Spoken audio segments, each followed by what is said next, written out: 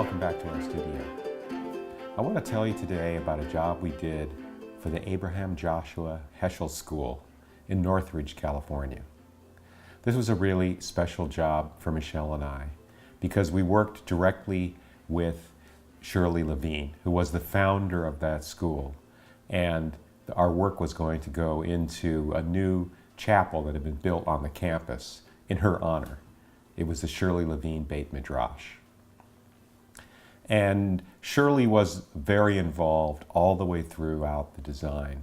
We had a long process of design where we submitted many different versions, and she always took the time out of her busy schedule to give it her full attention and really respond in her most honest possible way to everything that we did in order to develop the designs. For the windows that were on the west side, we actually had this great process in which we asked everyone who had anything to do with the school what their ideas were for it. The students all got to submit their ideas because the teachers talked about it in the classroom. And the teachers all submitted their ideas. And everybody submitted their ideas. And their ideas were about this theme that was really Shirley's idea, and that was to have these windows represent the values that the Abraham Heschel School stood for. And so there was a large campus-wide brainstorming session to delineate what those values were. So the chapel itself sits kind of in the middle of the campus, and the layout of the windows is that there are 7 windows on the west side of the chapel. We distilled down the values to be represented on the west wall of the sanctuary. So the values that we chose out of everyone's responses were, for the first window, the theme was going to be the love of God. For the second window, the theme was going to be love of self. For the third window, the theme was going to be diversity. For the fourth window, the theme was going to be love of knowledge, and then we had love of Torah, and then we had love of Israel. And those were the 6 themes for these 6 large windows on the west wall of the sanctuary. So I'd like to give you a little bit of detail about each one of these compositions that we did to show you how we interpreted the theme and the idea for it. So the first window on the far right side of the west wall, looking at it from the inside of the building, is the window that's whose theme is the love of God. And what we decided to depict was something very simple and a motif that we like very much. We simply used the word echad, which means one, and which in itself stands for God, especially in the context of the prayer, the Shema, which basically says that God is one. And the oneness of God is what we testify to as Jews, and it's really the most central singular belief of our faith.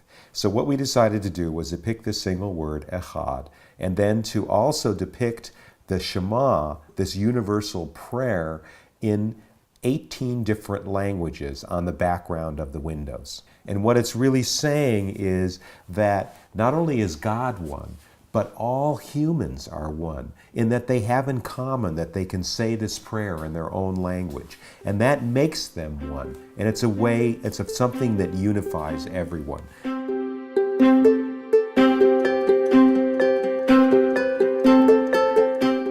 The second window on the west wall of the Shirley Levine Beit Midrash is on the theme of self-respect. And what we show in this window is the profile of a young person who's looking out at the world and thinking about what they should do, how should they act, what kind of person should they be as they mature and become a citizen of the world. And this particular profile is what they are thinking about as they're thinking about other people, because that really is the key to maturity and self-respect. And on this window we show also a ladder, because life is like a ladder. And on the ladder is the prayer, Inena Nili Mili, which translates as, if I am not for myself, who will be for me? But if I'm for myself alone, what am I?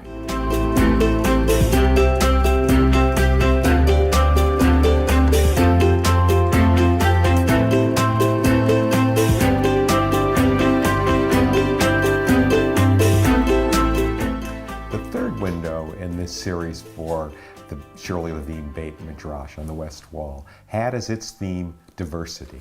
And we just couldn't resist the temptation to depict all hands raised, all hands of different colors representing different types of cultures and different races and different places, but all hands raised because it's a school. And in a school, when everyone knows the right answer, all hands are raised. So for this idea of diversity, all hands were raised. All students, faculty, parents, administration, all hands were raised in praise of the idea and the value of diversity. It was one of the strongest ideas that came across through the survey.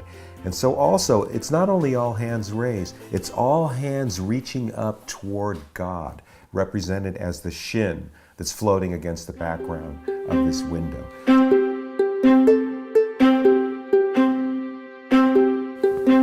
What we have depicted in this particular window is a tree, but it's kind of like a tree of two different colors. On one side it's black, on the other side it's white. On one side it says da'at, which means knowledge or maybe death, and on the other side it says chayim, which means life. So it's a tree of life and a tree of death.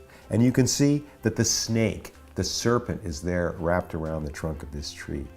And what we have as a passage is the passage Ein Bina, Ein Da'at.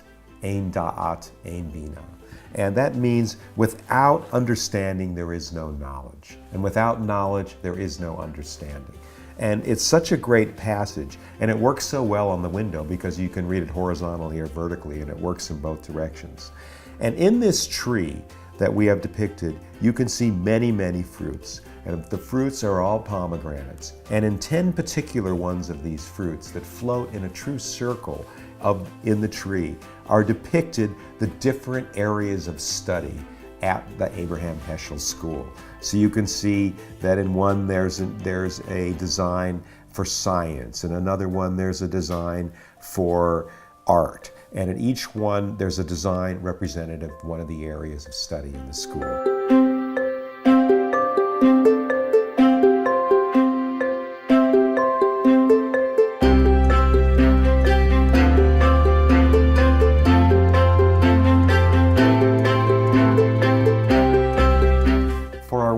On the theme of the love of Torah, we decided to depict a Torah being held aloft by a pair of hands. And on this Torah, there are a pair of rimonim. Rimonim, of course, is the name that's given to the silver dressings that go on the top finials of the Torah, and it means pomegranates. And in our window, we actually have pomegranates on the tops of the Torah. And in fact, you're not quite sure if this Torah is alive because there's actually leaves and pomegranates on the top of it.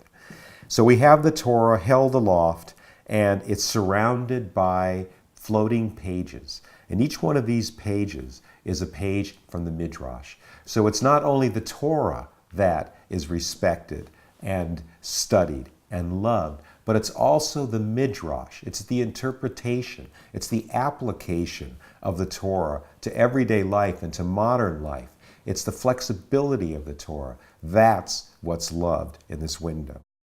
I wanted to just point out that these floating pages of Midrash that surround the Torah in this window are actually full pages of the actual Midrash, which we photocopied, turned into artwork, and silk screened onto glass and then fired in a kiln, so that on each one of these pieces of glass is represented the actual page of the Midrash. And so it's one of the technical things that are of great interest to me personally that we carried off in these windows. And surrounding the Torahs and the hands that are holding it are the 54 phases of the moon. And of course, the 54 phases of the moon are related to the 54 portions that are in the Torah. So this is our design on the theme of the love of Torah. The last of the values windows on the west wall is a window on the value of the hope for peace in Israel. And what's depicted on this panel are 3 walls of Jerusalem, one standing behind the other. On the backmost wall, the entire silhouette is made up of the flags of many nations of the world. Because in some ways, Jerusalem is a city that belongs to the world. Everyone can find something in Jerusalem. And it's a part of the particular nature of the city that everyone has some claim on it. But also, it means that Jerusalem and Israel is populated with people, with Jews from all of these countries, that they've come to Israel from all over the world because that's a place of refuge and a place where they can live. In front of that, there's a wall on which are written prayers. A Hebrew prayer for peace, Sim Shalom, a Christian prayer for peace, and an Islamic prayer for peace. Because the world's greatest three religions make Jerusalem also their spiritual home in one way or another. And that is something that is also an intrinsic part of Jerusalem and of Israel, the specialness of it to all the great spiritual pursuits of the world's people. In the frontmost wall of Jerusalem is the golden wall made up of Herod's stones, on which is imprinted, "Nation shall not lift up sword against nation, nor shall there be war anymore." Soaring over all the walls of Jerusalem is the dove with the olive branch, the universal symbol of peace. And that is everyone's hope for the future of Israel.